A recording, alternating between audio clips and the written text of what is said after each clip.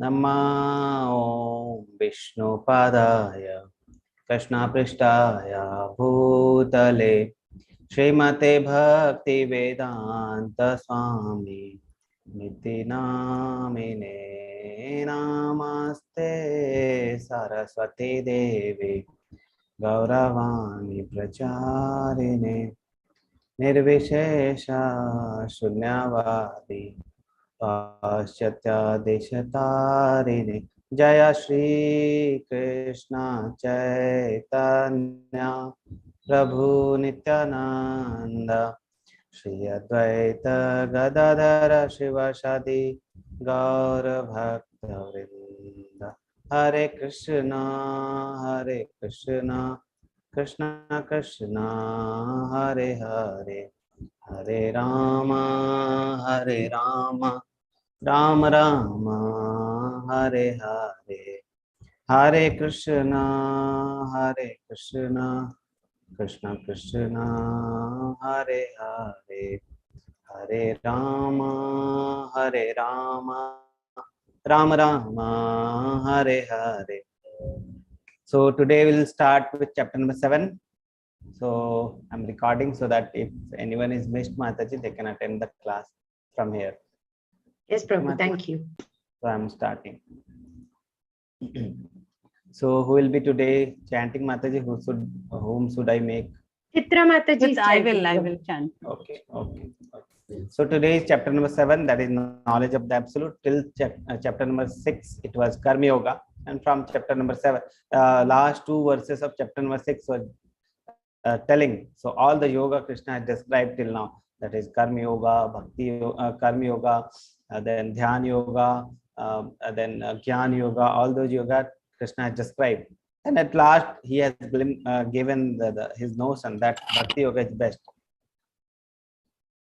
Bhakti Yoga is best. So now Bhakti Yoga is starting from chapter number 7 till chapter number 12. Okay, so we'll read chapter number 7 today. That is knowledge of the absolute. So what things we'll be reading? So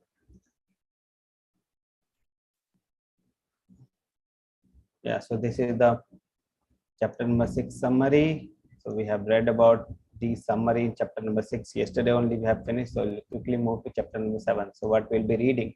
So today there are many less. Okay, so 1 to 3 sloka, that is section number A, knowing Krishna in full by hearing about him. So the devotional service, 9 devotional services are there, and one of them is Shravanam. The first of them is Shravanam, and that is very important. So what is the importance? We'll read from 1 to 3.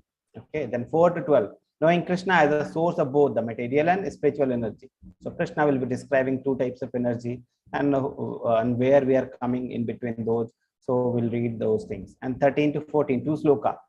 Then 3 modes are there. Just a brief introduction of the 3 modes will be there, and the 3 modes we'll read later.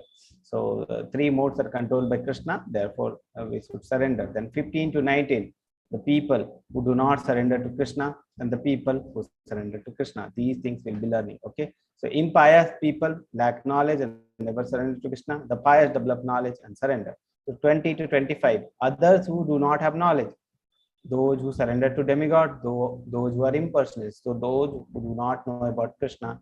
So this section, that is 20 to 25, will be talking about those people. And then from the 26 to 30, the bewilderment of living entity and his freedom through knowledge of Krishna. So what the person who know about Krishna, what happened to those people. So we'll be reading very nice chapter today. So Hare Krishna, Prabhuji, sorry to interrupt, but can you move the slides, please? this is the first slide only, Mataji. Oh, okay, we thought you went to the third one, Prabhu. You were describing the sections. Sections you are not able to see on No, we screen. are seeing Bhagavad Gita 7, knowledge of the absolute, Okay, Prabhu. okay.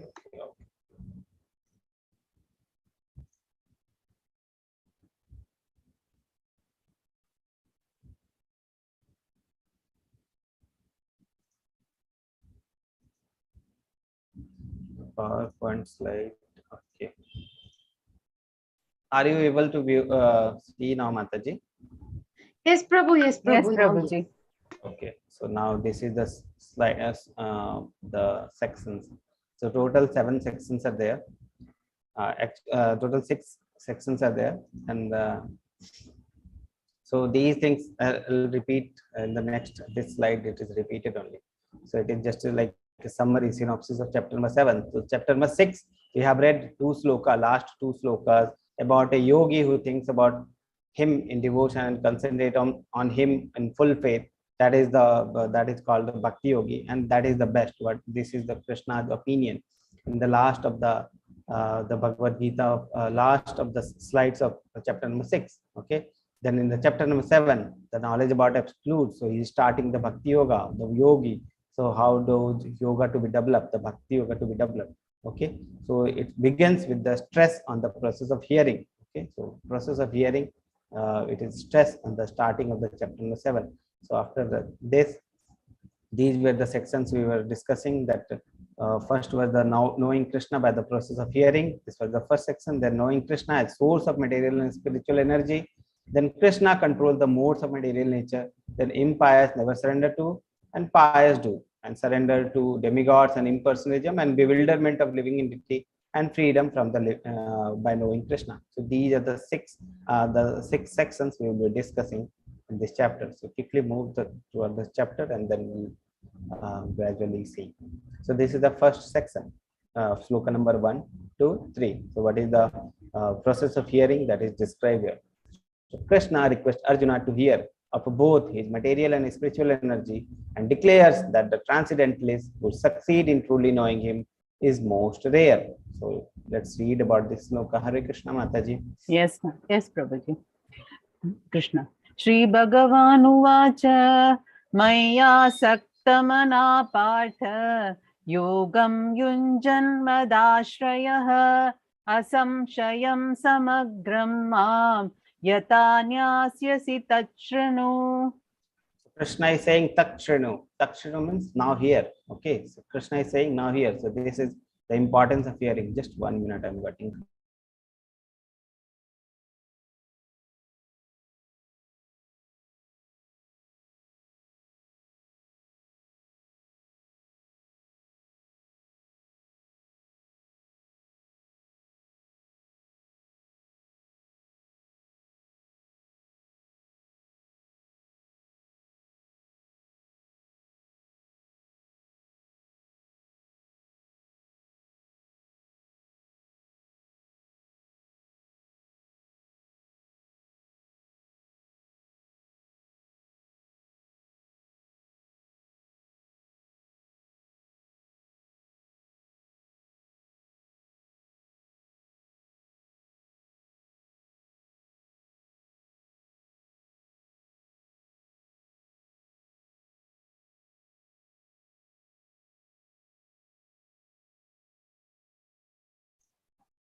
Okay, so now Krishna is saying Takshinu. Takshinu means now here.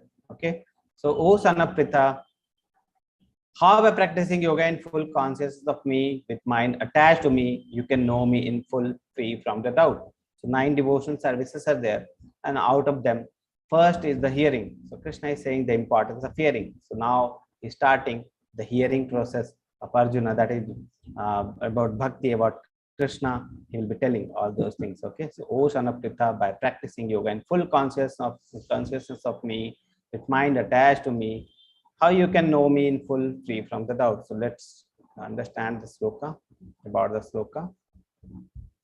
So this is the text number 1. So Lord Krishna explained to know him by the process of hearing. So the process of hearing is explained here. Okay.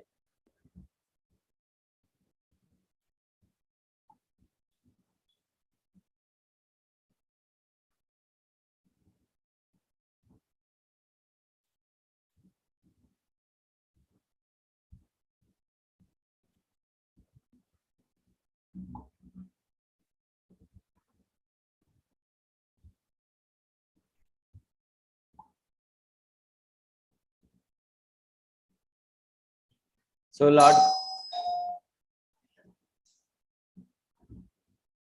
Lord Krishna explained how to know him by the process of hearing. So Lord Krishna is there. He is absolute truth. So 3 forms of realizations are there for the absolute truth. The 3 forms are Brahman, Paramatma, and the Bhagavan. So we know about the 3 forms of realization: the Brahman form, the Paramatma form and the Bhagwan form. So the Brahman form, the impersonalist, the people who think that God doesn't have any form, Krishna doesn't have any form, okay, and he is just like energy, okay. So those forms are called impersonal form, okay. They are partial realization is there. And then the second form is the Paramatma form, okay. The Paramatma form is localized form in the heart of everyone, okay. With Atma there is Paramatma. So this is the Paramatma form. The yogis who are following the Ashtanga Yoga, they concentrate on the Paramatma form. But Bhagwan form, who is the complete realization, okay, and the devotee meditate on this form, okay. So the Bhagwan form. So three relations are there: Brahman and Paramatma. Both are partial relation. They are not complete realization. But the Bhagwan form is the complete realization, and Bhagwan form is followed by the devotees, okay.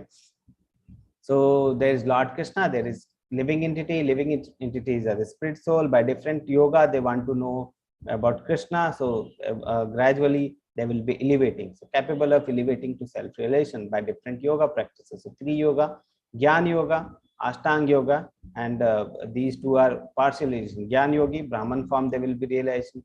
Ashtanga Yogi, they will be realizing the Paramatma form. But the Bhakti Yogi, they will be realizing Bhagwan form. And what happens after that? After when they are realizing, concentrating, focusing mind in Krishna. So they are focusing mind in Krishna, they are concentrating mind in Krishna. After that, what happens? Engage in the 9 devotional services. 9 devotional services, which begins with the hearing from Lord Krishna or his devotee. So Lord Krishna, the 9 devotional services are there, and one of them is hearing, okay. So it begins with the hearing, okay. And by constant hearing, Lord purifies the heart. If you are constantly hearing, then gradually what happens? Our heart becomes purified. Then devotee develop transcendental knowledge. After this, devotees will develop transcendental knowledge. Then they become fixed in the devotional service. After this knowledge, what happens? They will become fixed in the devotional service, free from the mode of passion and ignorance, lust and greed. So they are purified. They are free from all those things. Impurities are wiped, situated in pure goodness. So now they are in above the 3 modes, okay, situated in pure goodness mode. Becomes enlivened in devotional service, understand the science of Krishna perfectly, okay, and then complete knowledge of absolute truth. So this is the process. So starts with the bhakti is starts with the hearing process, okay. So these two things were there. Busy slide, many information. So these are the 9 devotional services are there. So these are the 9 devotional services: Shravanam, Kirtanam, Smaranam, Pada Sevanam, Archanam, Vandanam, Dasyam, Sakyam, Atma Nivedanam. So these are the 9 devotional services. Okay. So Shravanam, who is the Shravana means to hear. Okay. So Parikshit Maharaj was hearing from Sukdev Goswami. So Sukdev Goswami was doing the Kirtanam and Parikshit Maharaj was doing the Shravanam. So these were the example. So Shravanam example was Maharaj Parikshit, and Kirtanam glorifying.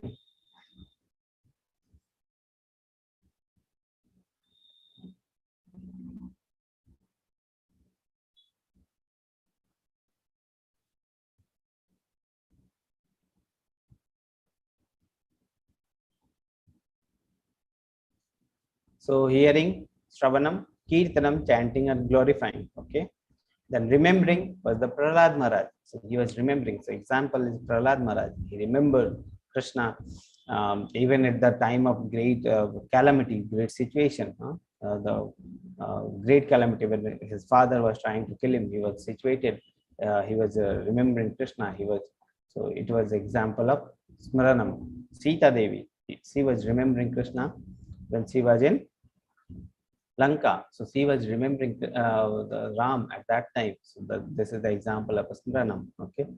Then Lakshmi Devi is example of Padasevanam. So she is massaging the feet of Vishnu. Then Maharaj Prithu, he perfected in deity worship. Okay, so he was perfected in deity worship. Akrura, he was perfected in praying. Okay. And Hanuman becoming a servant, Dasyam. Okay, so he was perfect example of Dasyam. Arjuna, friendship, Sakyam. Okay. And then Bali Maharaj, it's Atma Nivedanam. He surrendered himself to the to the Vaman Dev, to Krishna. So it is example of complete surrender. That is Bali Maharaj, Atma Nivedanam. So these are the 9 processes: Shravanam, Kirtanam, Smaranam, Pada Sevanam, Archanam, Vandanam, Dasyam, Sakyam, Atma Nivedanam. So it starts with the Shravanam. So when we hear, then it all starts. Okay. So if any one devotional services also we follow, then we can perfect our devotional life. Okay. And one person is there. You tell me an example of a person who has perfected all the 9 devotional services. All the 9 devotional services. What is the name of that person who has perfected? What is the name of the devotee who has perfected all the 9 devotional services? Amrish Maharaj. Yes, Master. So these are the 9 devotional services. Jnanam teham savijnanam idam vakshyamya sheshatah yajñatva neha bhuyonyat jnatavyam avashishyate. So Jnanam and Vijnanam, both Krishna is now describing. After knowing this, there is nothing to be known. Asheshata means there is no shesh, there is nothing left. After knowing this, there is nothing, there will be nothing left to be known. This is what Krishna is saying. Now I shall now declare unto you in full of this knowledge, both phenomenal and luminous. Okay, so both Jnanam and Vijnanam Krishna is now going to describe. By knowing which there shall remain nothing further to be known. There is no ashesh. There is no ashesh after this, after knowing this. Okay. So what is Jnanam? What is Vijnanam? So this is text number 2. So phenomenal and luminous. What is the? So the complete knowledge contains the phenomenal the knowledge and the luminous knowledge. So phenomenal knowledge, that is called Jnanam. Okay. So this is called Jnanam. So whatever Jnanam we have.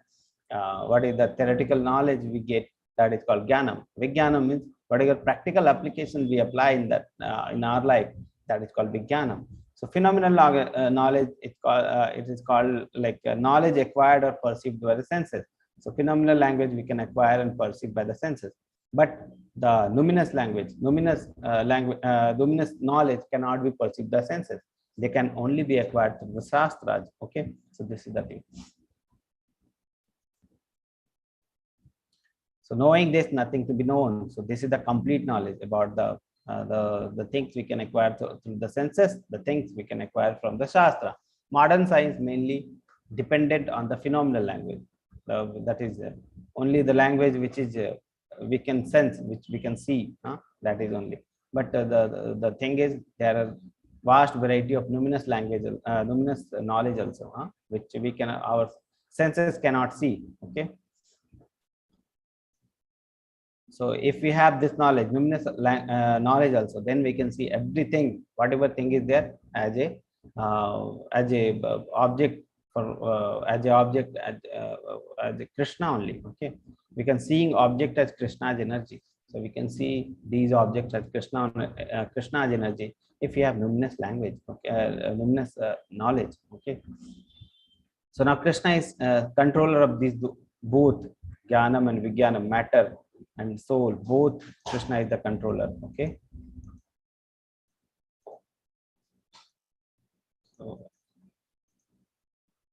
So Lord Krishna explained to Arjuna, why? Because of 2 qualifications, devotee and friend. So Arjuna was a devotee and a friend. Okay.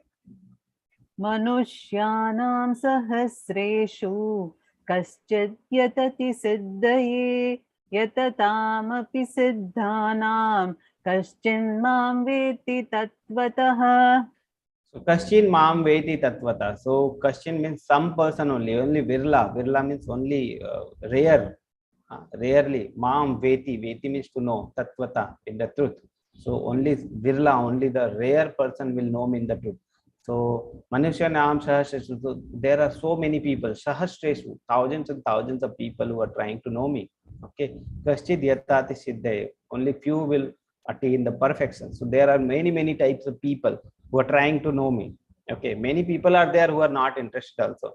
They are not trying to know Krishna. Many are there who are trying to know. And in these, the yoga system described like karma yoga is there, and then Jnana yoga is there, then Dhyan yoga is there. So many people are there. Then Bhakti yoga is there. So these people are there who are trying to search Krishna, who are trying to search about Krishna. Okay, who are trying to know about Krishna, and out of them, only few will get perfection. Okay, so who will get perfection? Mostly the people who are in Bhakti yoga. And in Bhakti Yoga also, only rare people will be there who will be knowing Krishna in the truth. So this is the meaning. Okay. So Manusya Nam Sahashetu Kaschit Yatati Siddhai Yatatam Api Siddha Nam Kaschin Mam Veti Tattvata. So out of many thousand among men, one may endeavor for perfection. And of those who have achieved perfection, hardly one know me in truth. Okay. So this is the thing. So we'll know. We'll try to read about this. So rarely man achieves perfection. Out of the perfect soul, rarely some understand Krishna. So there are two types of people are there. Different grades of man are there. Different grades. So generally, they are in animal propensity. They are not even trying to know Krishna. So most of the people you will find, generally people will find in this mode. They are not interested to know Krishna. So they are interested in animal propensities, that is eating, mating, sleeping, and defending. They are engaged in that only. They are not even considering about Krishna. They are not even trying to know about Krishna. So most of the people are like that. But very few are there who are striving for the transcendental knowledge. That is, who is soul, who is super soul, who is body, what is the absolute truth. So who are these people who are striving for the transcendental knowledge? These are the people who are Jnana Yogi, Dhyan Yogi, who know the difference between the soul and matter. Okay, so these are the people. Okay, so these, the animal tendency people are called karma kandi people. Okay, so they are engaged in the karma only, karma kanda only, not interested in God. The people who are trying to understand Krishna, karma yogi, Jnana Yogi, Dhyan Yogi, Bhakti Yogi, these people are for the striving for the transcendental knowledge. Okay, and out of those who understand Krishna, only few. Okay, who can understand Krishna? Oh, the Bhakti Yogi can understand Krishna, but who can know Krishna? Very rarely they will. Out of those who are Bhakti Yogi, they also very rarely some people will be knowing about Krishna in the truth. That is the meaning of the sloka. Okay, so absolute truth.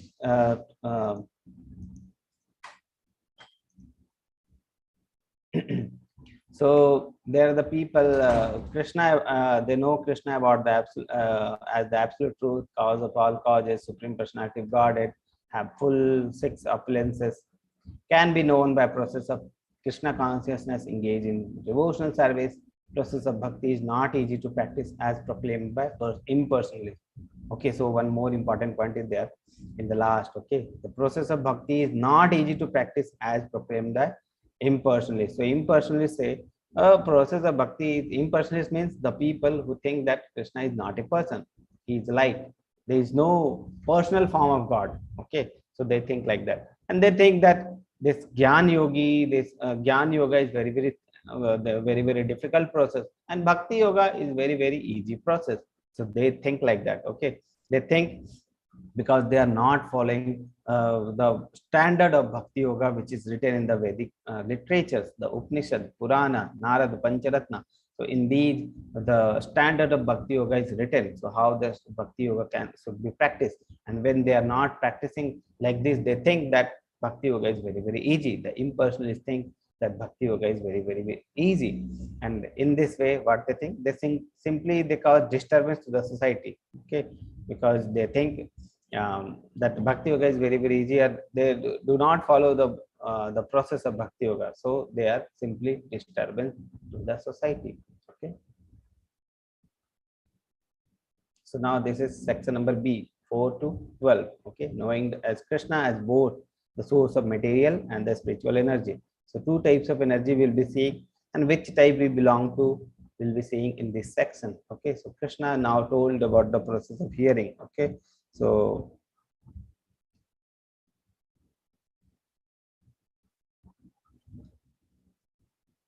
Bhumi apanulu vayuhu kammano buddhirevacha Ahankara iti yam me bhinna prakritirashtadha.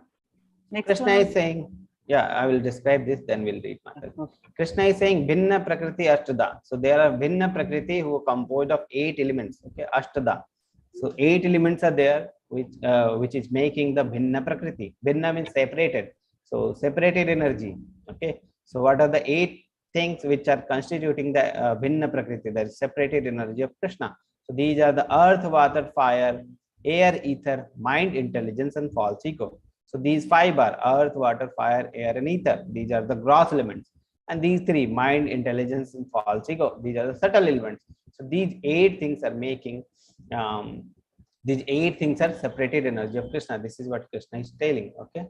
So all together, these 8 constitute my separated material energy. So these energy are his separated material energy, the inferior energy. Okay. Yes, Mataji, this one, 7.5. Yeah. Apareyam itastwanyam prakritim vidhi me param jiva bhutan mahabaho yayedham dharyate jagat. So there is one superior energy also. Okay, so Krishna's superior energy. Apareyam itasti anyam. So there is another superior energy also. Okay, beside this, there is also one energy. So what is that energy? Beside this, oh mighty Arjuna, there is another superior energy of mine. Okay, Param is the superior energy, which comprise the living entity who are exploiting the resources of this material inferior energy. So there is one inferior energy which is composed of 8 elements. Some gross element is there, some subtle elements is there, and one another energy is there which is superior to that. Okay, what is that is the superior energy of mind, and it is exploiting the inferior energy. That is what Krishna is telling. So 2 types of energy Krishna is describing. All the created beings have their sources in these 2 natures. So either there should be like inferior energy and superior energy. So some part will be inferior energy, some part will be the superior energy. Of all that is material and of all that is spiritual in this world, know for certain that I am both the origin and the dissolution. So he is the origin and the dissolution of whatever things you can see. So all of the things are made either of the superior energy or the inferior energy. These 2 energy are only there, and all things are made with these. And dissolution also. So Krishna is the origin of them also, dissolution of them also. Okay, so both things. Krishna is both thing for all of the things in this world. Okay, so Krishna. Okay. So Krishna has plenary expansion. So what are the plenary expansion? Which is making the material energy. So how the material energy is made, and this material creation, how it is made. So it is made from the plenary expansion. So what is the plenary expansion of Krishna?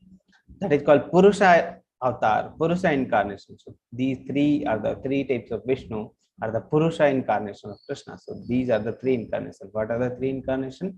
Karnodaksha Vishnu, Garbhodaksha Vishnu, and Kshirodaksha Vishnu. So these 3 are the Purusha avatar of Krishna. Okay, plenary portion. And then what Mahavishnu does? He creates Mahat Tattva. Okay, Mahat Tattva. So the main Tattva he creates that is called Mahavishnu or Karnodaksha Vishnu. So Mahavishnu will make Mahat Tattva. That is the important thing from where all the energy will be, all the material energy will be made. Okay, and the Garbhodaksha Vishnu there, what he is doing? He is entering into each universe to create diversity. So from here, the Brahmaji will be originating from the Garbhodaksha Vishnu and making the diversities in this material world. Okay, and then Kshirodaksha Vishnu is there. Kshirodaksha Vishnu, what he does? He will enter in everyone's heart as a form of Paramatma. So these 3 types of Vishnu we have. That is called Purusha avatar. Okay, but so these after that, these 3 types of Purusha incarnation will make the material energy. That is called Prakriti. So this is material energy which is made, and this material energy is a temporary. Okay, this material energy will come into light and then it will dissolve also. It's like that. So it is temporary. Okay, then all activities are directed by 3 Vishnu. So 3 Vishnu we have read. all activities are directed by three Vishnus. So three Vishnus are the main manager of this material world. Okay. Ingredient of material world is separated energy of Lord. So this material energy is made from the separated energy. The 8 tattva we have read, this material energy is made of all those 8 tattva. So we have 5 gross elements and 3 subtle elements. So we have already read about the gross elements. So 5 gross elements are earth, water, fire, air and ether. So these are the 5 gross elements. And subtle element 3 we have, that is mind, body and intelligence. Mind, intelligence and false ego. So these are the subtle elements. So these things are there. So all things are coming from Mahat Tattva. So Mahat Tattva is the main Tattva which is made from which Mahavishnu will be making. Okay. So these things are there. And then superior energy, about superior energy, Krishna is the origin, the source and the dissolution also. Okay. So both the superior energy and inferior energy, both is the origin. So 3 types of energy Krishna has. Okay.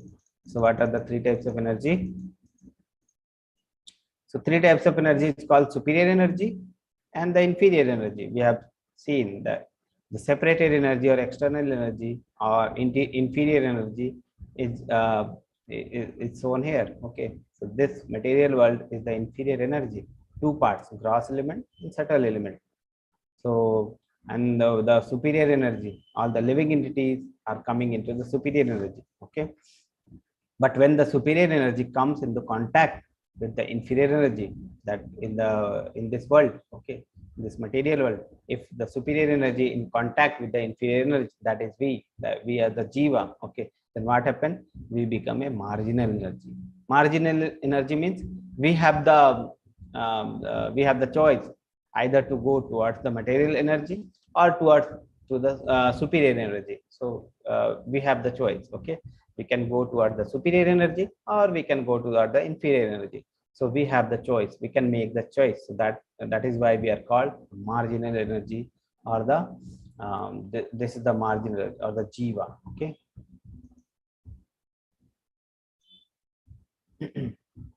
Yes, Mataji. Matta parataram nanyat kinchid asti dhananjaya mai sarvam idam protham sutre manigana iva. So sutre manigana iva. So mani is the ratna. Okay, you can see here mani. Manis are there. So they are in the form of a garland. They are in the form of a you can see as a garland. Many different types of manis are there. Many different types of ratnas are there, and they are made in the form of garland. But the garland is resting on something, and that resting thing we cannot see. And Krishna is saying, "I'm that resting thing." So Krishna is saying, "I'm the thread upon which these ratnas are resting and making the garland." Okay.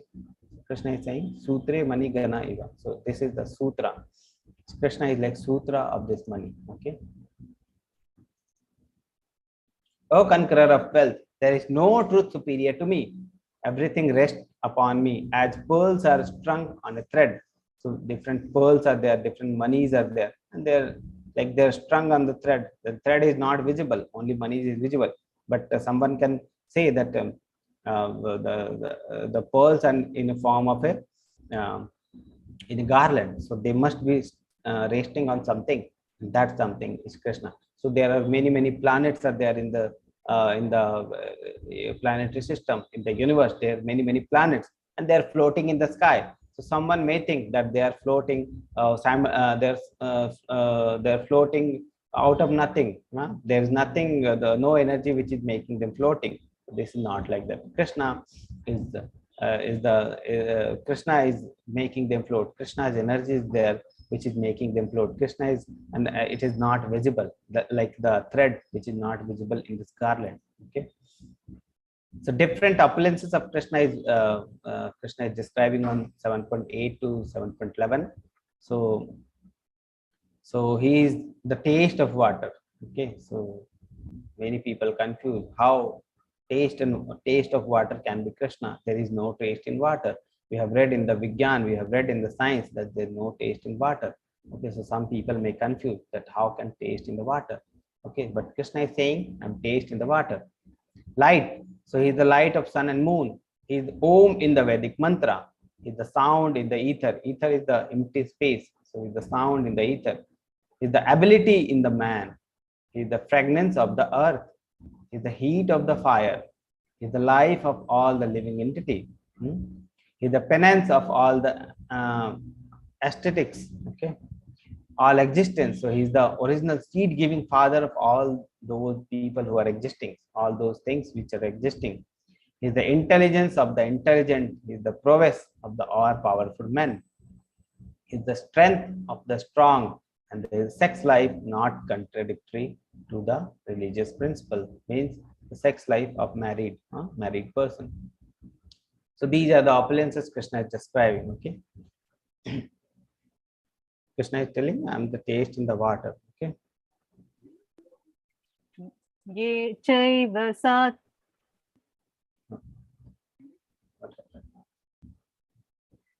This Prabhuji. yes, Ye Mataji. chaiva satvika bhava rajasastamasascha ye matta eveti tan vidhi natvaham teshu te mai. Krishna is now describing about the energies. So this material energy is, so three types of modes are there in the material energy. So you can see the mode of goodness, mode of passion, mode of ignorance, and they are controlling the material, the people, the embodied soul. They are controlling. Okay, so three types of material energies. Okay, three types of modes. They are controlling the living entity. And Krishna is above them. You can see Krishna is the controller of all these material energy, and Krishna is not controlled by these energy, these modes. Okay, so this is what Krishna is saying. So know that all states of being, be they in goodness, passion, or ignorance, are manifested by my energy. Okay, I am in one sense everything, but I am independent. I am not under the modes of material nature, for they, on the contrary, are within me. So Krishna is saying these modes are under me. I'm not under them. Okay. So Krishna is Nirguna. Nirguna means he is not under control of any guna. So it is Krishna is called Nirguna. So Krishna is the origin of mode, not within the mode. Therefore, he is called Nirguna. Okay. So he is not under the control of any guna. So he is called Nirguna. So Nirguna is not affected by any mode. So so all material activity are conducted under the three modes. So whatever material activities are going on, they are under this mode only. So anything which is happening in this world, either they will be in goodness, they will be in passion or ignorance. Okay. These modes emanate from the Supreme Lord, and he is not subordinate to them, because Krishna is Nirguna. He is above the guna. Okay. So he's not controlled by them. Just like an example, you can see that the king is there. He is making the law, but king is not under the law. So Krishna is the the lawmaker.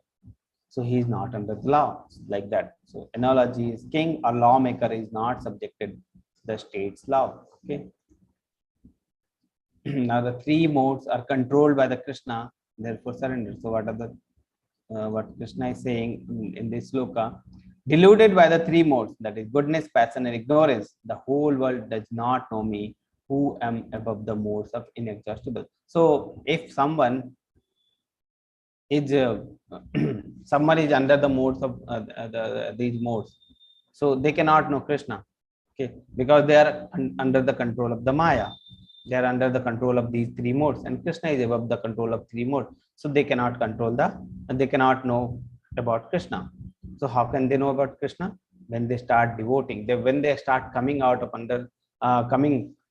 these modes, then they can understand about Krishna. So this is the thing. So when they are under the three modes, they cannot understand about Krishna. So one person who is in water, who is dying, so can he save other person? He's dying. He only dying. He cannot save the other person.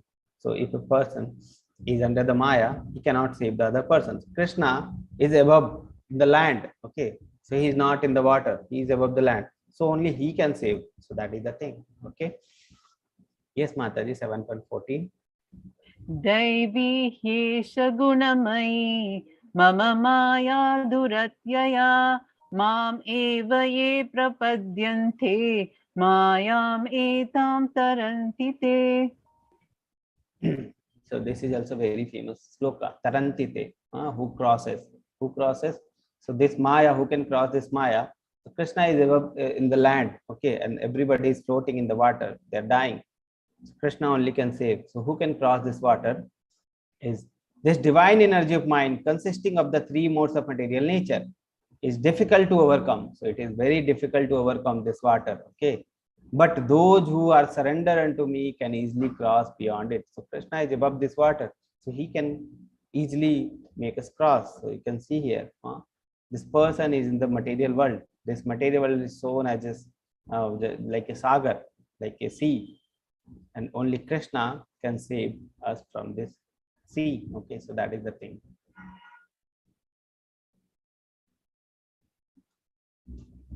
So, okay. So this you can see, this is Maya, that is Durga Devi.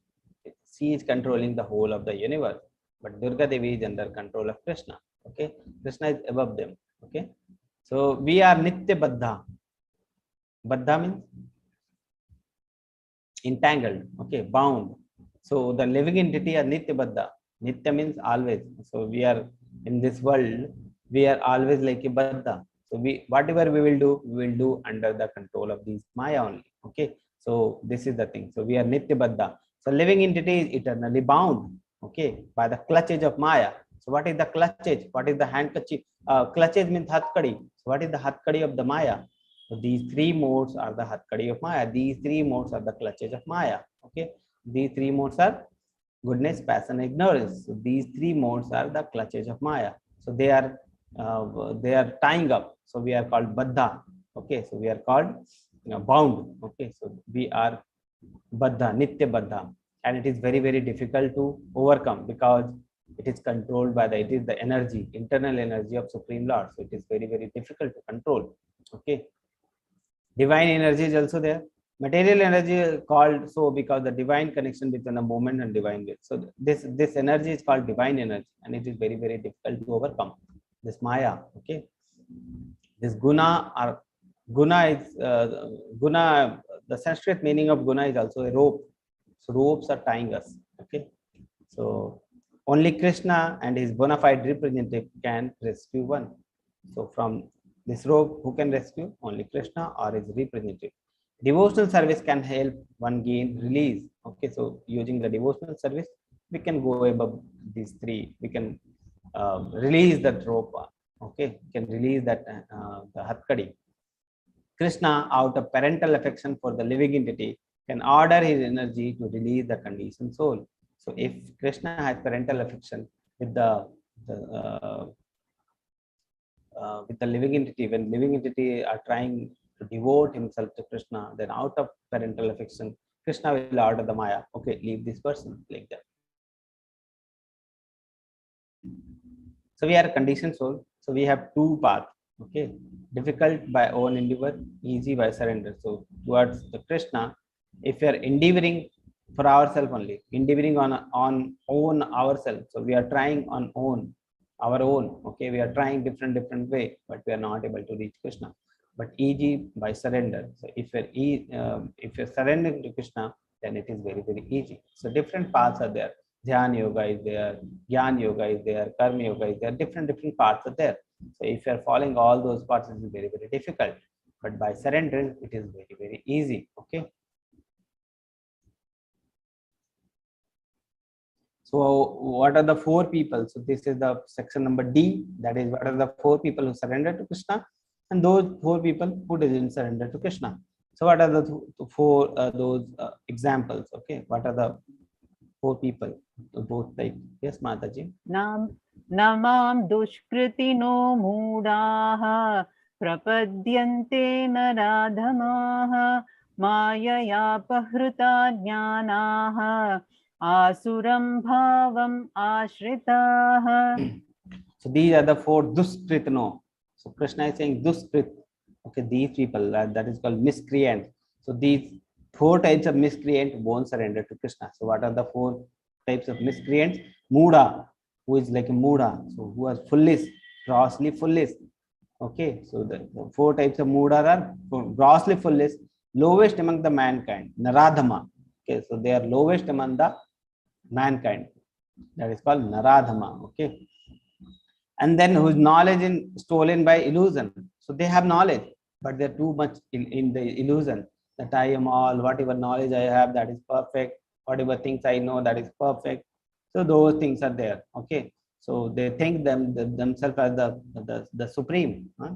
They think themselves because their knowledge is stolen. They are fully knowledgeable, but their knowledge stolen by the Maya, and who partake in the atheistic nature of the demon. So demoniac type of people.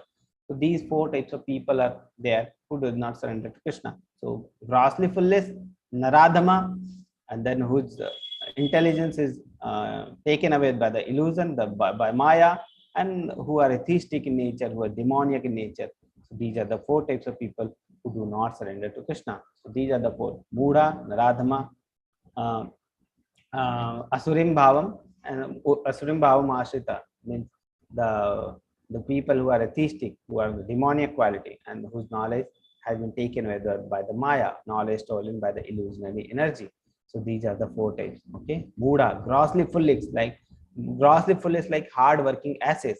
So they are working. So you can see many of your the colleagues, many of your outside, you can see in your outside people, what they're doing. They're working day and night, accumulating too much money, but they do not know what is the purpose of their life. So they are like Muda, they are working day and night. Lowest among the mankind. So there are people who are lowest among, they will be doing all kind of sinful activities. Okay, so these are the lowest. Okay, and the envious toward the gods and atheistic demons. So demoniac nature will be there, atheistic nature will be there. They don't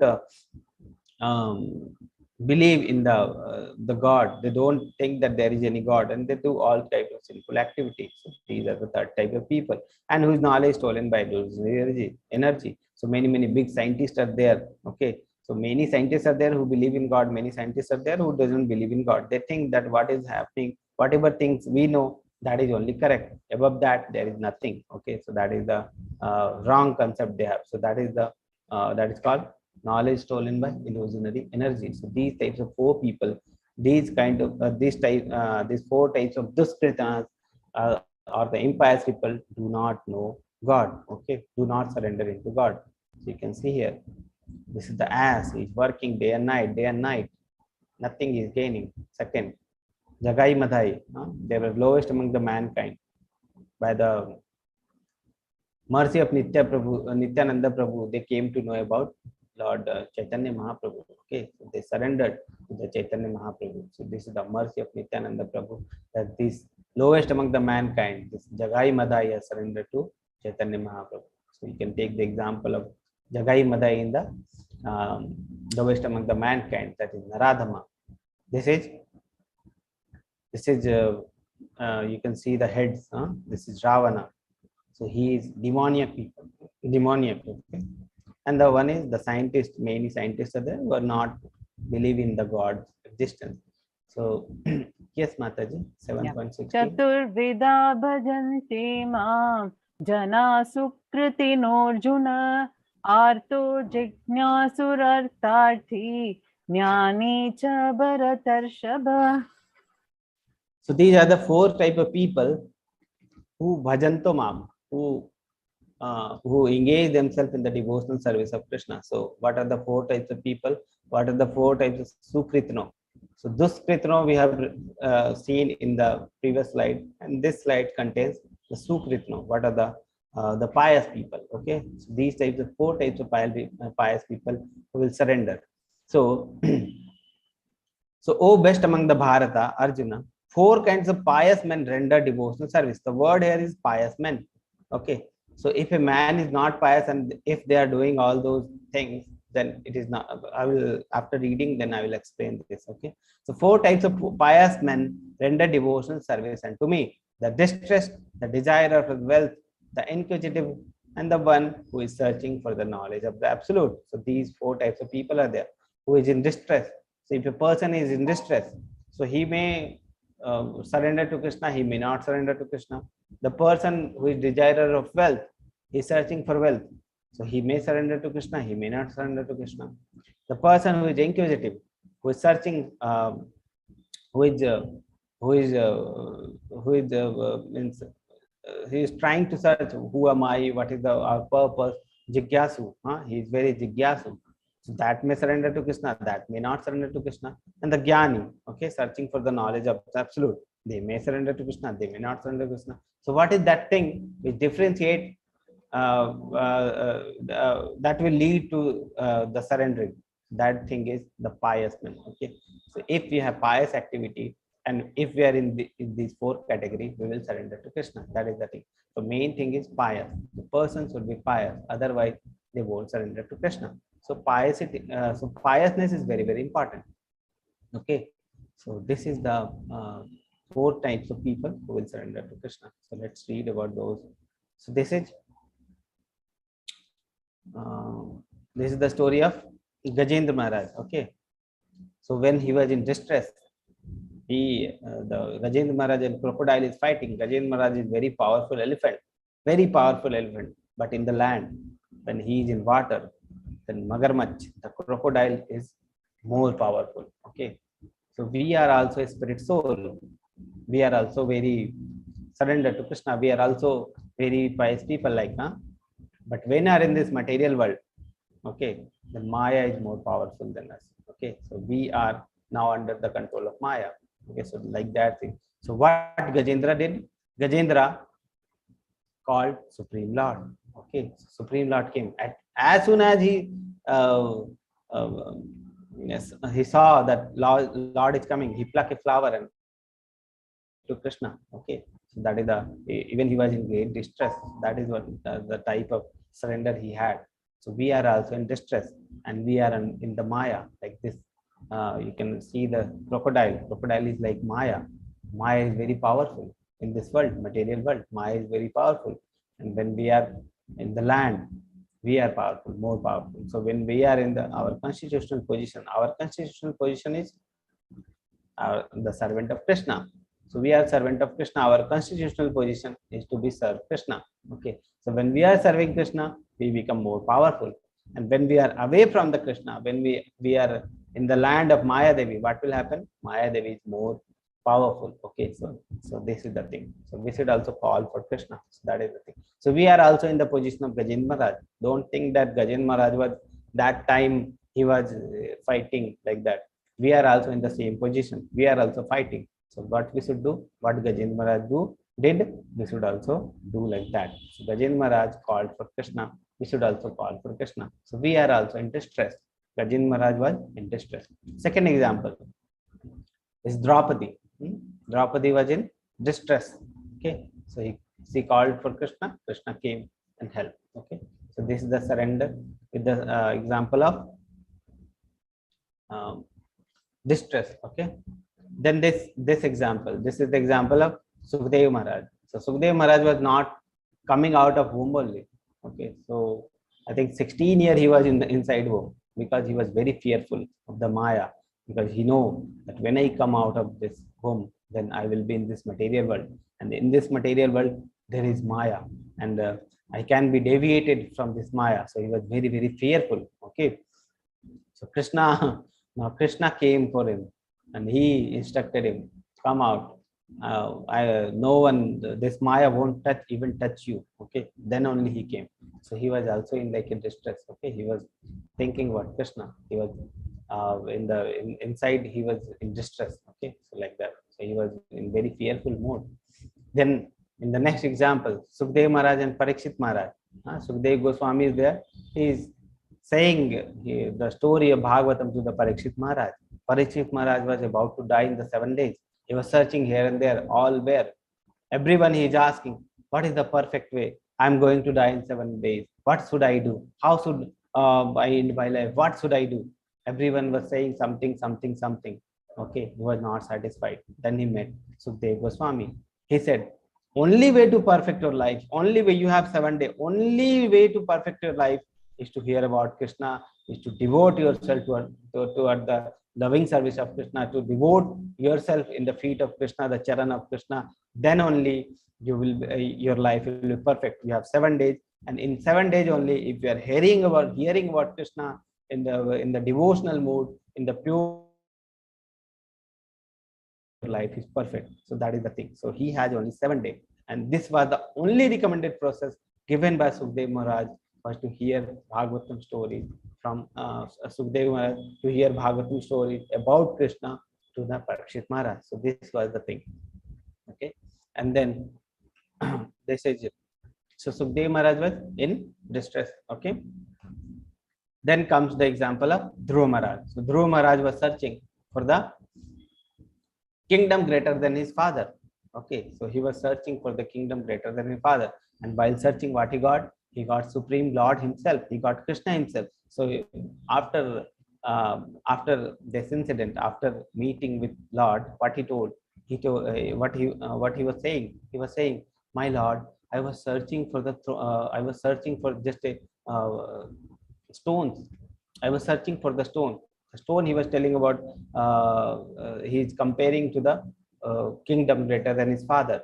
Okay, so he is telling, I was searching for the stone. The kingdom was like a stone, but in this way, in the process, what I got you. I got the jewel. Okay, so this is the thing. So when we get Bhagwan, when we try to reach towards the Bhagwan, that is the greatest thing we get in our life.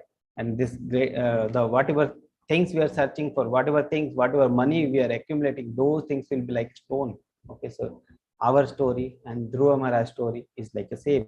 We are also searching. So what we are also searching for the money, money. We are doing money everywhere.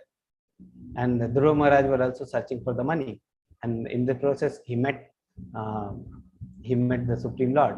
And if he made, then we also will be saying that we were searching for the stone, and in this and during the endeavoring for the searching of stone, we get the Supreme Lord, the jewel. Okay, so that is the thing.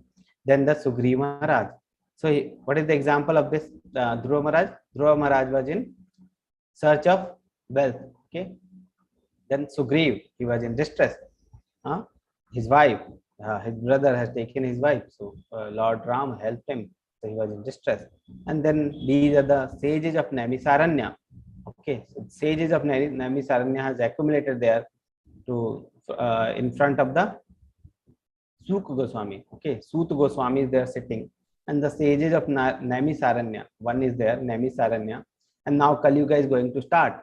And these sages have accumulated, they have gathered there to listen the story of Bhagavatam Maharaj from the Sut Goswami. Sut Goswami has heard the Bhagavatam personally from the Sukadeva Goswami. So he is now saying the stories of the Bhagavatam to the sages of Naimisaranya. So they are inquisitive. They wanted to know about the Lord. Okay. So these are the examples of those 4 people. Okay. small text is there, too much content. Okay. Sukritanas or the pious people, and they adhere to the regulative principle of scriptures, follow morals and social laws, more or less devoted to the Supreme Person. So these are the 4 types of are Artharthati, Jigyasu, and Jnani. So we have read the 4 category. Are they pure devotee? No, because they don't. They have some aspiration to fulfill in exchange of devotional service. So they are like ATM machine. They're putting the card. They want something. Yes, the devotional service is not like that. Devotional service is without any expectation of fruit, or expectation of fruit is there. Even expectation of fruit is there. That should be spiritual. Okay, that, oh God, oh Lord, I want your Charan Kamal. I want the service of your Lord, your feet. So these things are the spiritual results we want. So that is the thing. We should not take God as ATM machine. We are putting the card, we should get the money. Not like that. This is not a business transaction. Devotion is not a business transaction. Okay. And what is pure devotional service? Render transcendental loving service favorably. So loving service is there, and transcendental loving service they are not for any other cause. Okay, without desire of material profit or gain through fruitive activity or philosophical speculation. So what is the pure devotional service? No desire of material material profit or gain through Lord. Okay, so that is the thing. Lord will be fulfilling all the desires if you're devoting ourselves to Lord. But we should not ask for Lord. We should act through our pure devotional service, pure loving service. Okay.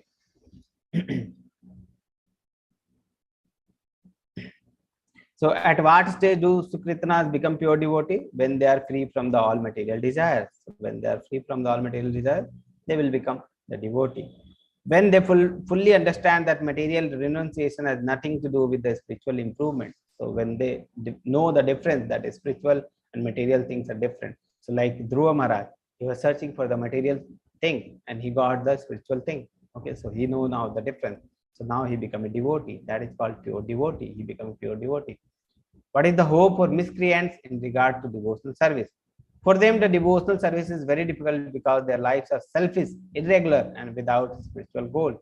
The Miscreants, the four impious people, they cannot attain Krishna. Okay.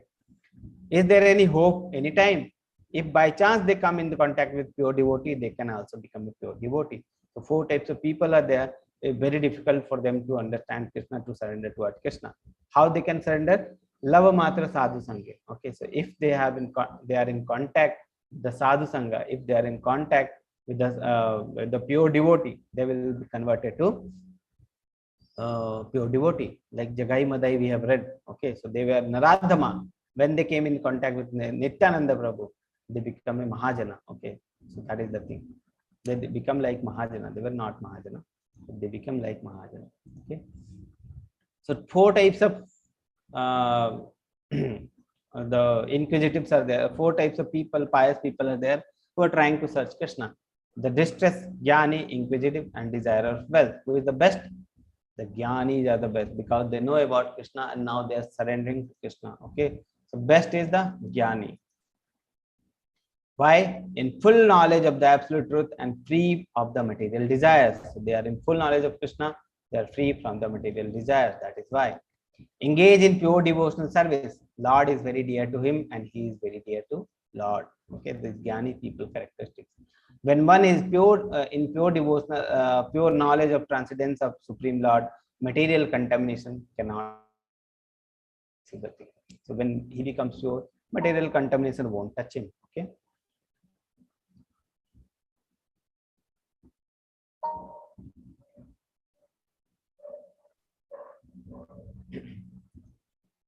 Yes, Mataji. Udhara sarva evaite jnane tvatmeva me matam astita sahi yuktatma mam evanuttamam gatim. So Krishna is saying all these devotees are undoubtedly magnanimous soul, but he who is situated in the knowledge of me, I consider to be just like my own self. Being engaged in my transcendental service, he is sure to attain me, the highest and most perfect goal. Okay, so this is what Krishna's opinion is there. That is, jnanis are the best who are trying to serve Krishna. They are best. They know the truth. They are the best. Okay. Bahunam janmanam ante jnanavan man prapadyate vasudeva sarvamiti sa mahatma sudurlabha. So jnanis are so durlabha. Krishna is saying, Jnanavan mam prapadyante. They will take many births and then they will come to me because they know the truth now. They are trying to surrender to Krishna. So they will take many births. Okay. And they will surrender to Krishna. And in this way, they will surrender to Krishna. So, Sa Mahatma Sudurlabha. So, this type of Mahatma is very Durlabha. So, Krishna is saying the person who is actually surrendering to Krishna, that Mahatma is very Durlabha. So, we have seen earlier that mostly people are in animalistic category, animal category, and some will be searching for the transcendental goals. And the person who are searching for the transcendental goal, they can be impersonalist, they can be the dhyan yogi, they can be the karma yogi, they can be the bhakti yogi. And out of these, only perfection will be attained by some, that is bhakti yogi. And out of the bhakti yogi also, only the sudurlabha person, only the person who is in the pure devotional service, they only know Krishna in full tattva, in full truth. That is what Krishna is saying again. After many birth, after many birth and death, he who is actually in knowledge surrenders to me, knowing me to be the cause of all causes, and that and all that is. Such a great soul is very rare. That is Sudurlabha. That Mahatma, Sa Mahatma, is very Durlabh. Okay. So Krishna is saying devotional service is very rare. Realization of one fully knowledge.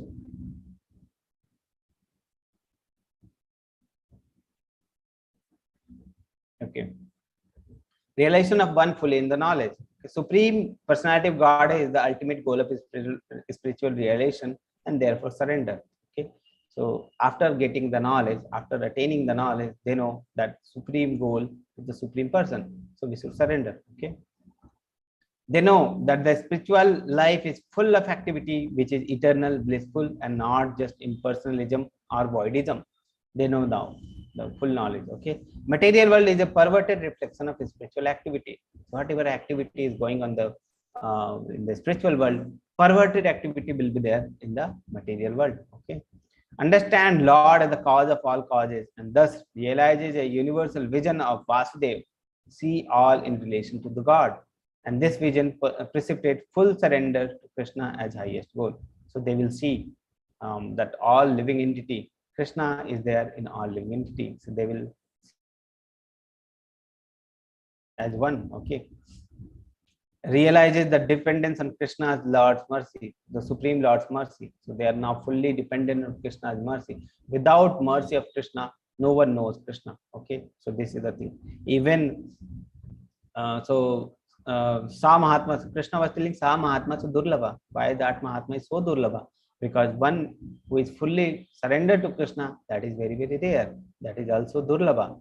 And when a person dedicate themselves to Krishna, when a person surrender to Krishna, Krishna's mercy, from the Krishna's mercy, they will come to know about Krishna. So one person who is know about Krishna is very rare. So to know Krishna, we require Krishna's mercy.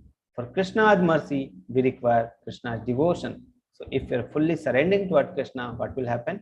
We will have Krishna's mercy, then we will come to know about Krishna. So knowing Krishna is very difficult. So the process is devotion. So when we are devoting ourselves to Krishna, Krishna's special mercy is with us, and then we know about Krishna. So that is the thing. Okay. So 7.20 to 7.24. So what are the person who doesn't have the knowledge, who are not surrendering to Krishna? They are searching the God somewhere else. So what happened to those people? So let's understand. Those whose intelligence is stolen by material desires. So they are only searching for the material desire, only for animalistic tendency they have. That is 4 things, that is eating, sleeping, mating, and defending. These 4 things are only there. They are not getting above all those things. So that is the only they have is the material desire. So those whose intelligence is stolen by the material desires, whose intelligence is not searching for the God, their intelligence in the material desires only. So what they do? Those whose intelligence has been stolen by material desires, this is the important point, stolen by material desires, surrender unto demigods. So they will surrender unto gods other than Krishna. Okay. And follow the particular rules and regulation of worship according to their own nature. So they may be in the mode of goodness, they may be in the mode of passion, they may be in the mode of ignorance. And according to that, they may worship different types of demigod, different types of people, yaksha, they can worship the demigods, they can worship the human form also. So according to their modes, they can worship different types of things. What Krishna does for those people, if they are worshipping those people, if they are worshipping the demigod, different types of people, what Krishna does, it is spoken in this 7.21. I am in everyone's heart as the super soul. So he is in everyone's heart as super soul. So what he is doing there, as soon as one desires to worship some demigods, I make his faith steady so that he can devote himself to that particular deity. So even if person is devoted to some other god, some demigod, something other than the Krishna, then also Krishna make him steady in that process. Okay. So that is what Krishna does for them.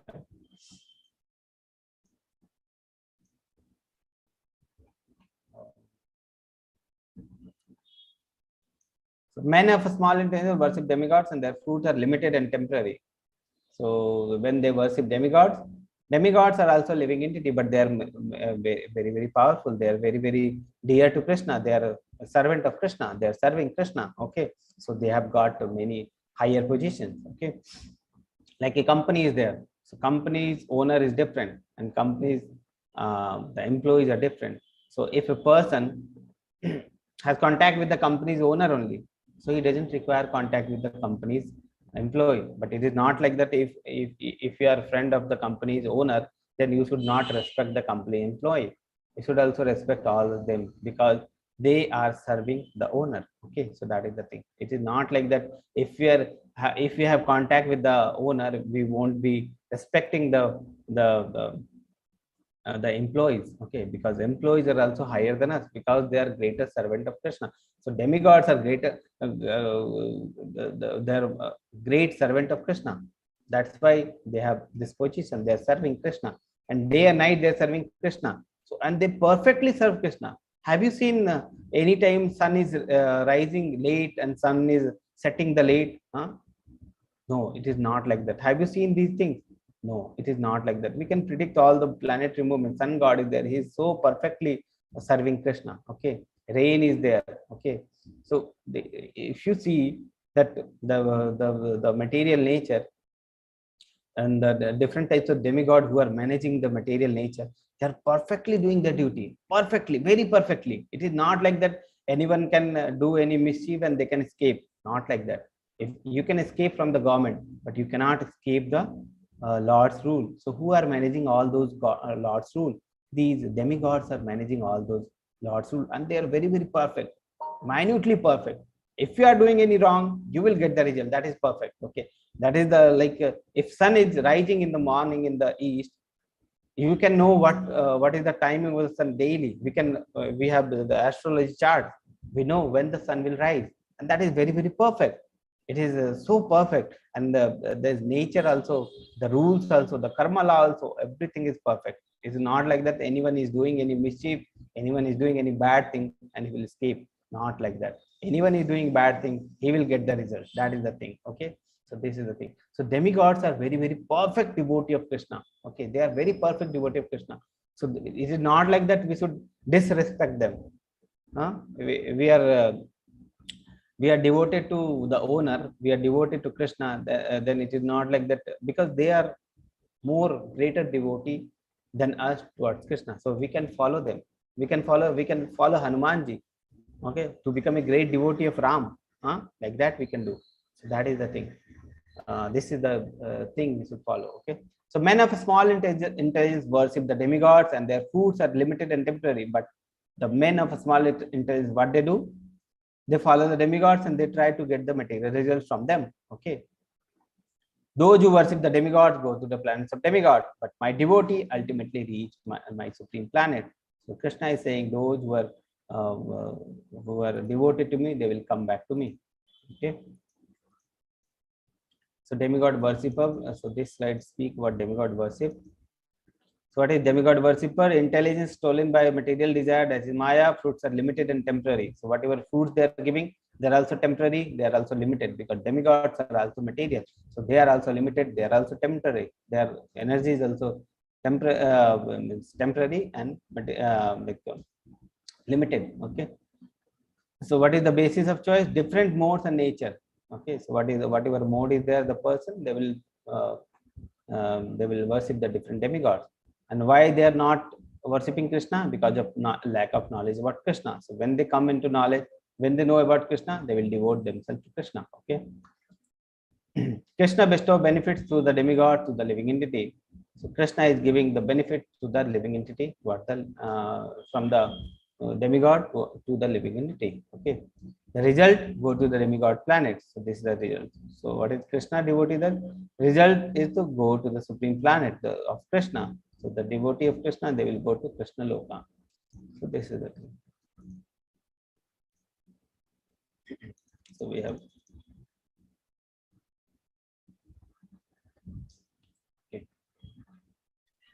Avyaktam Viktim Apannam Manyante Mam Abhuddayah Param Bhavam Ajanantah Mamavayam Anuttamam. So unintelligent men who do not know me perfectly think that I am the Supreme Personality of Godhead. Krishna was impersonal before and have now assumed this personality. So the unintelligent men, what they think, that Krishna was impersonal before. Krishna was not having personal form. He was like light, and now he come in the form of human. So he is in the form of ordinary human. They do not understand Krishna's position. Okay, due to their small knowledge, they do not know my higher nature, which is imperishable and supreme. So Krishna's nature, they do not know. Okay.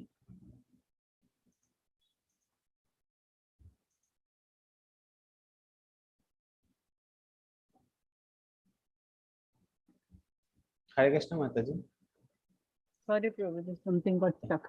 Naham prakasham sarvasya yogamaya samavritah modo yam nabhijanati loko mam jam avyayam. English will be acha. So Krishna is saying Yoga Maya Samavrita. Okay, sorry Mataji. So Okay. Krishna is saying he cover himself with the Yoga Maya. Okay. So the people who are moved they are not able to understand. So Krishna is saying, I never manifest to the foolish and unintelligent. So unintelligent people, foolish people, they won't be able to understand Krishna. So we can see Kamsa was there, many different people are there at the time of Krishna. They were not able to understand Krishna. So why? He never manifests to the fullest and unintelligent. Okay. For them, I am covered by my eternal creative potency, that Yog Maya. So he's covering himself with the Yog Maya. Okay. And so the deluded world knows me not, who is unborn and infallible. So they also think that he is a normal person. They are not able to know Krishna. Okay. So that is the thing. So he covers himself with the Yog Maya for the unintelligent people, for the foolish people.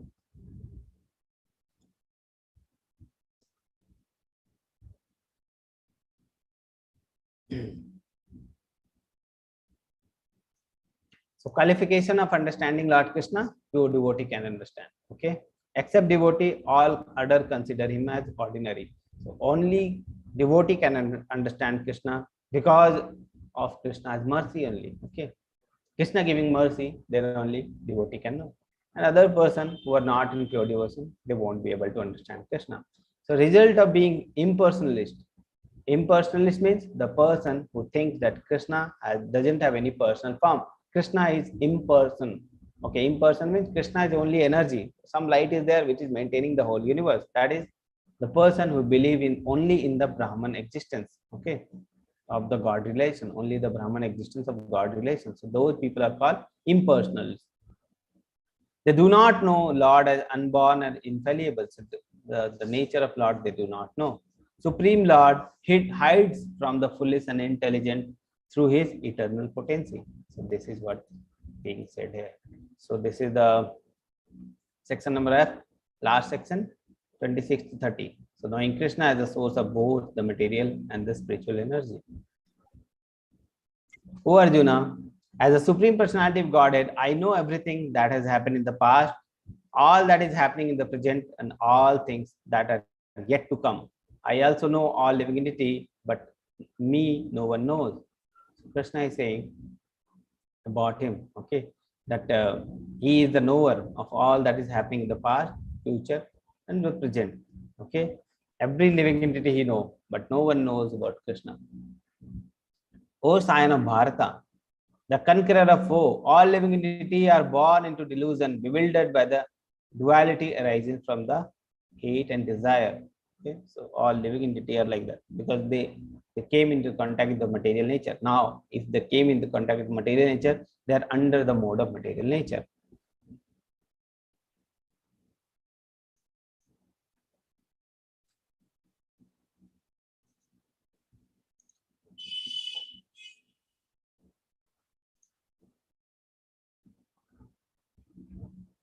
Person who have acted piously in previous life and in this life, and whose sinful actions are completely eradicated, are free from the duality of delusion, and they engage themselves in my service with determination.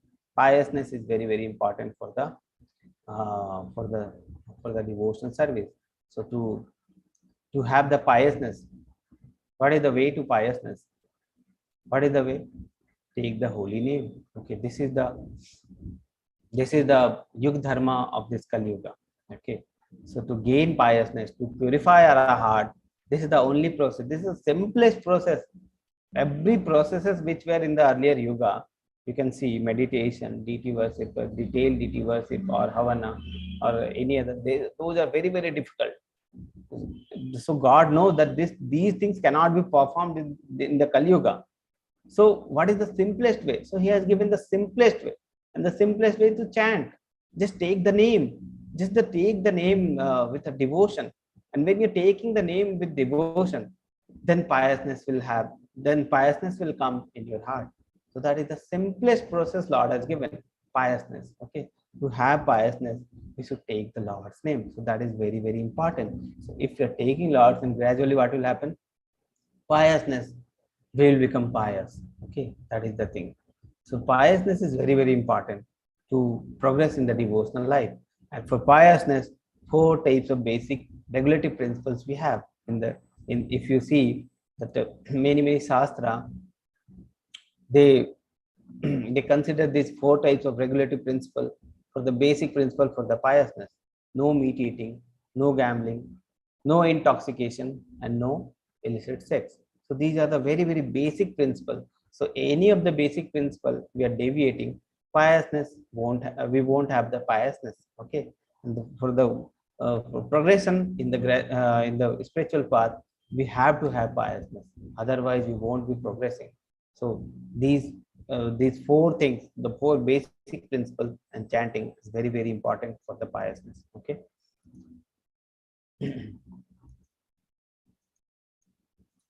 So we have read about those.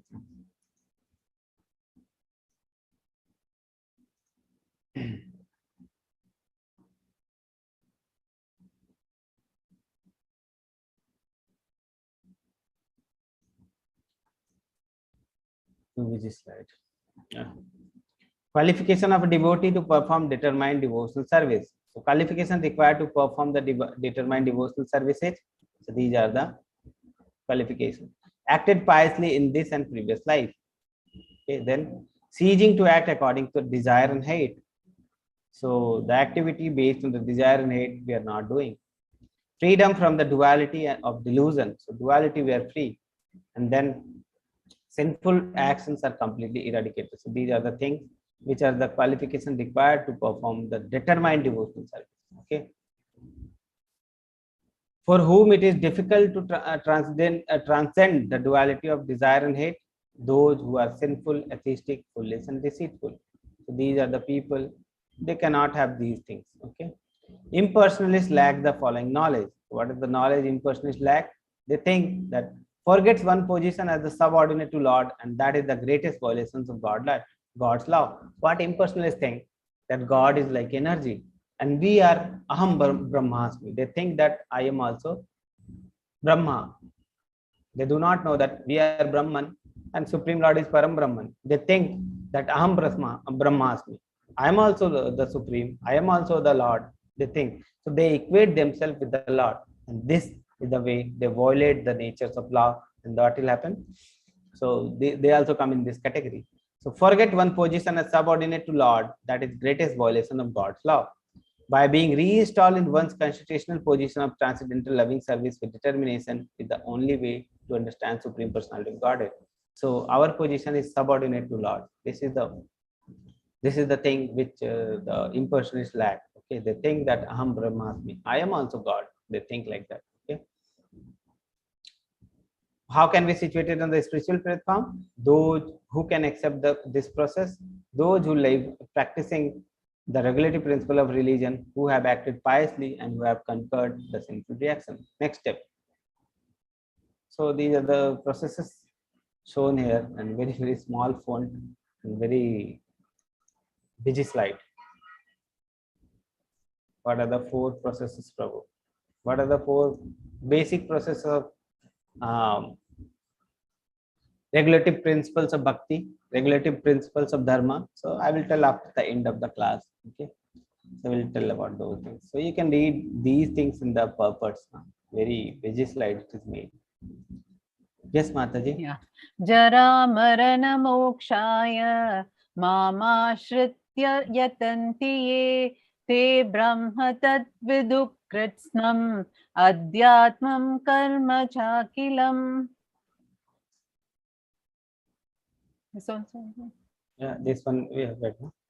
So intelligent person who are endeavoring for liberation from old age, death, take refuge in me in devotional service. They are actually Brahman because they entirely know everything about the transcendental activity.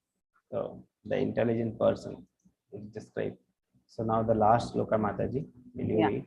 Sadi bhutadi daivam mam sadi yajnam cha ye viduhu prayana kale pichamam te vidur yukta chetasaha. Now this is the last sloka, and from this sloka only the next chapter will start. So what is Krishna saying? Let's understand this sloka. And there are many terms in this sloka which Arjuna will be asking for Krishna to clarify in the next chapter. So this sloka, okay. So those who are in full consciousness of me, who know me, the Supreme Lord, to be the governing principle of the material manifestation of the demigods and of the all methods of sacrifices, can understand and know me, the Supreme Personality of Godhead, even at the time of death. So this is what the sloka is, and Arjuna has not understood the sloka fully for us. So he will be asking the meaning of this sloka from the start of the next chapter, that is 8th chapter. So what is the governing principle? What is Adi Bhuta? What is Adi Yagna? How we can remember you at the that at the time of death? Prayana Kale. How? What is the? Who are the method of sacrifices? Where the god of sacrifices is living? All those questions, 8 questions Arjuna will be asking from this sloka. Okay. So this is the thing. So we'll start from those sloka at that time. So let's read about this sloka. So let's dissect this sloka and read. Okay. So how to become Krishna consciousness? So beginning. So what is the beginning? Beginning with association of devotee. We are associating with the devotee. We are hearing from them about Krishna. Then what will happen? Surety of person acting in Krishna consciousness. So this is the starting. Okay. So this is the starting. Then what will happen? Surety of person acting in Krishna consciousness. If a person is in Krishna consciousness, what happens to him? Never deviate from the path of entirely understanding. Then understand Krishna in the transcendental association. Understand Lord's governing principle of material manifestation and even demigod. So what are the governing principles of the material manifestation? How this material manifestation, how this nature is working, they understand. And 3 things are there. So they gradually become convinced of the Supreme Personality of Godhead, and at the time of death, they can never forget Krishna promoted to Goloka Vrindavan. So this will Arjuna will again ask, okay, so how we can remember Krishna at the time of death? So when they're engaged in the Krishna devotional service, they will understand Krishna, and then after understanding, they will devote to Krishna. And if they are devoting to Krishna, their understanding will more deepen, and then gradually they will become Krishna conscious. So what will happen? They will remember Krishna at the time of death. So 3 governing principles are Adi Bhuta, Adi Deva, and Adi Yagna. So these are the 3 governing principles they will understand. So what is the Adi Bhuta? The governing principle of material manifestation. So this material manifestation is called Adi Bhuta. Adi Deva, the demigods, who is the governing principle, who is the maintainer of the demigod. And then Adi Yagna, who is the governing principle of all the sacrifices. Okay, so these things are governing principle which Arjuna will be asking in the next class. Okay, so this is the beginning, association of the devotee, and when they perfected in this stage, what will happen? Dridavata, now they are fully determined. Okay, start with the hearing, and they gradually, when they hearing about Krishna, they are reading about Krishna, they are associating with the devotee. Gradually, they are becoming Dridavata. So, like in the level 1, you have read about Krishna, you have heard about Krishna. And now gradually when you are progressing toward level 2, level 3, then what happens? You are chanting more, you are hearing more, you are reading about Krishna more, and gradually what will happen? You will be determined that this is what I am, this is what I was searching for. I should devote myself to Krishna. So that is the Dridavata, that is the determined faith will happen, and that will be the beginning of the bhakti. So this is the bhakti. So the bhakti we are not doing now. Okay, when we become Dridavata, determined faith, then only this bhakti will start. This is called the beginning of bhakti. Okay, and the conviction that simply by hearing and glorifying Supreme Lord, all the objectives will be fulfilled. And this process is very, very simple. Only what we have to do, hearing and glorifying. That should be the conviction. That should be our determined faith. And if we develop that faith, if we have that faith, then from that time our bhakti will start. We are doing glorifying Krishna, we are chanting about Krishna, but our faith is not determined now. Okay, our faith is like charmachar, it can fall. Like that, our faith is there. So we are going toward the perfection. We are progressing toward the perfection. What the perfection is? That determination. That is full faith. We have some faith before starting a Bhagavad Gita, and now faith we need to develop, and that faith should be determined. Okay, and when that faith is determined, then we will start our bhakti. So that is the thing. The starting of bhakti will start when we have determined faith. So this is the chapter 7. So we have finished chapter number 7 today. So 1 week you have for half of the chapter 6 and the chapter 7. You can read about those things, and we will keep on Saturday. I think 6:30 will be okay. So 6:30 will meet every time, and we'll finish one chapter. Okay, in 1.5 hours it will take, and we'll try to finish. So it is like 1.5 hours, and the chapter is finished. Okay, and you can read then the Bhagavad Gita. You can read, or if you have any question, you can put forward. Okay.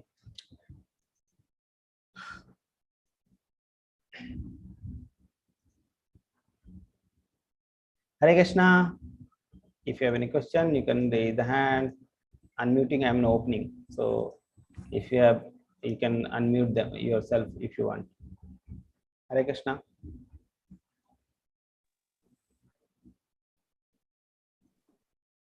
Hare Krishna, Prabhuji. Yes. This is not related to the chapter as such, but the last slide that you showed us, what was the Leela that was shown in the picture, Prabhu? Chaitanya Mahaprabhu, and was it Chaitanya Mahaprabhu? Let me see.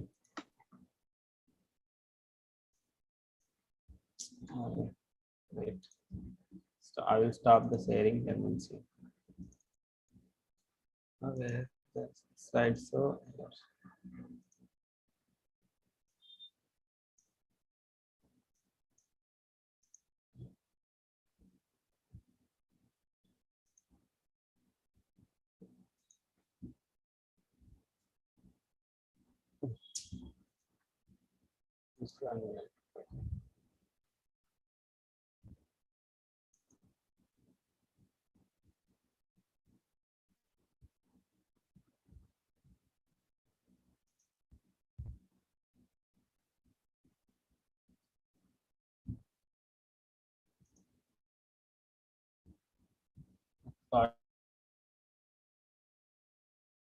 open. Okay.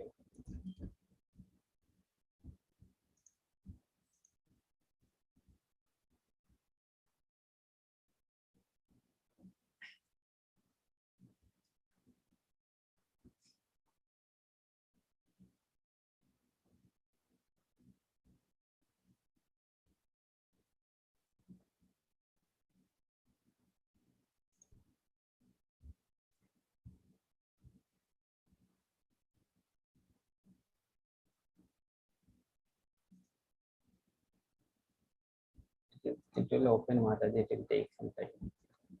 Yeah. Prabhuji, there was a question in the chat that Mataji had asked. 4 processes. Yeah, 4 processes of bhakti, 4 regulative principles.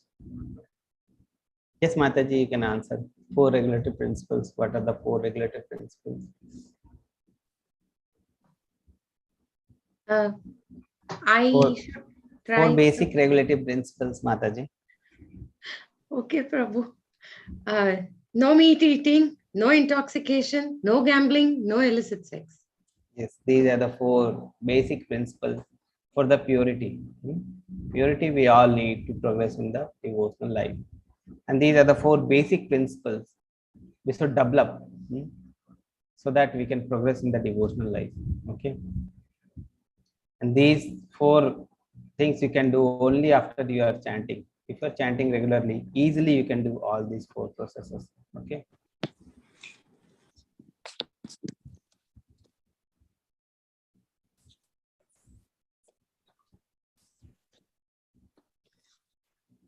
Okay, so this one you are telling Mataji, Chaitanya Mahaprabhu is holding. Yes, Prabhu. That was an example for 30th verse, no, Prabhu.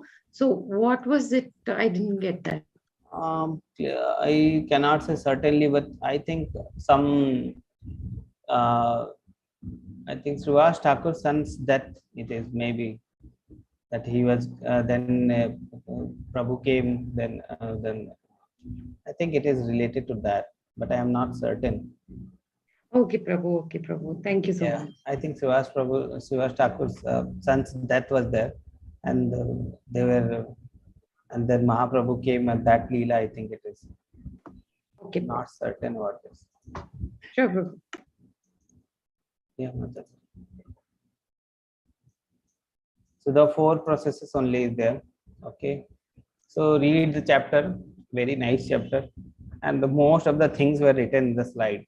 So go through the chapter, you will understand it clearly. Okay. And then quizzes you can attempt. Chanting you should continue. The following of the four regulative principles are very easy for chanting. Okay. So start chanting if you're not. So the level 2 already you are chanting. So and you can increase the chanting in the when the like some some days, special days are there, like Ekadasi comes every 15 days, you can increase the chanting on that days. Okay. So I think most of the people are not here today because it was too early to inform them. Okay, the video will be there so that they can see the video, and if they have any question they can post, Mataji. Okay, Mataji. Yes, Prabhu. Yes, Prabhu. So we'll meet later, Mataji. Sure, Prabhu. 9 o'clock. Yes, Mataji. Hare Krishna. Thank you, Prabhuji. Hare Krishna. Hare Krishna. Hare Krishna. Hare Krishna, Prabhu. Hare Hare Krishna. Krishna. Prabhuji, I've started reading Srimad Bhagavatam. Srimad Bhagavatam, you How is started that? reading, Mataji. Yes, I started from Ekadasi, started reading Srimad Bhagavatam. Yeah. So Sanya Nami Saranya you're reading, no, Mataji? The sages of Nami Saranya. This is the first chapter. Okay, Mataji.